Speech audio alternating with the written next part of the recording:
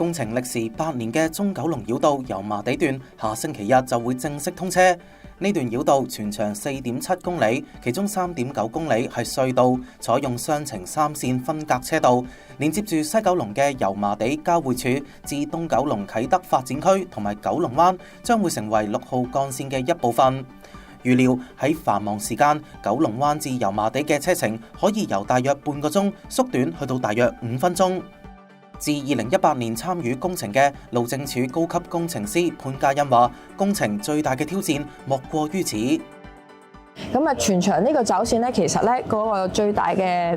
挑戰咧，其實我哋係穿過咗咧4條唔同嘅港鐵線個底度過嘅。其實咧，我哋離咧呢個港鐵線嘅觀塘線咧，或者係荃灣線咧，只要有3米同9米咁近嘅距離嘅啫。咁所以喺呢一部分嘅轉爆嘅隧道咧，我哋會變成一個打破嘅隧道嘅形式去做嘅。地底有地鐵，地面亦都障礙重重。工程團隊要以先重置後拆卸嘅方式，將公共圖書館、玉器市場同埋健康院等設施搬到去新嘅地方。而且隧道施工期間合共要爆破大約2400次，但附近有成大約240座建築物，包括係舊油麻地警署同埋伊利沙伯醫院，工程團隊都要特別小心。咁而喺醫院對於我哋包括管理上面咧係有好嚴謹嘅監控嘅，每一日咧我哋只會咧 restrict 咗喺某15分鐘裏邊先可以進行呢個爆破呢個動作。另一位高級工程師任永健亦都話，連接住馬頭角同啟德嘅海底隧道部分施工同樣充滿挑戰。其實佢周邊咧係有一啲公共嘅設施嘅，包括係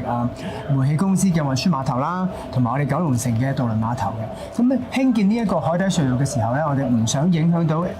現有嘅交通咧，或者一啲公共設施嘅運作咧，我哋分咗2個階段去進行啦。用咗呢個臨時填海加明挖煤填嘅方法咧，令到成個海床咧喺完工之後咧係唔受到影響嘅。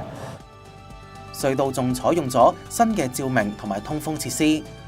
呢個係香港第一條隧道採用 LED 燈具嘅，每一年咧有慳到超過200萬度電啦，即係相等於如果係以4人嘅香港家庭嚟計咧，係每一年咧係可以慳到400戶嘅家庭嘅用電量嘅。其中想 highlight 一下就係呢個噴流式嘅風機啦，咁我哋全條隧道咧係會有44部嘅。咁呢一個風機咧係可以有助成個隧道嘅空氣流通啦。咁最近有個街馬嘅活動咧，啲選手都話點解我哋嘅隧道可以咁即係好舒服啊，跑得就係全靠呢啲風機嘅運作啦。